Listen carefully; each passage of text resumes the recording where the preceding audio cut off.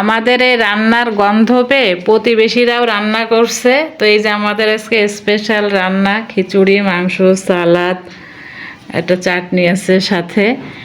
তো আসলে আমার মেয়ে কালকে কান্নাকাটি করছিল, খিচুড়ি খাবে খিচুড়ি খাবে, তো আমি একটু বকাবকি করছিলাম। রোজাদার মানুষের কষ্ট দেওয়া উচিত না, সেই কারণে আজকে রান্না করা হয়েছে। আর আজকে তো যেহেতু বৃষ্টি হয়েছে, ওয়েদারটা একটু অন্যরকম ছিল। এই ওয়েদারে খিচুড়ি মাংস না খেলে কিন্তু আত্মায় শান্তি পাওয়া যাবে না। তো আজকে এই যে এই সিম্পল রান্না,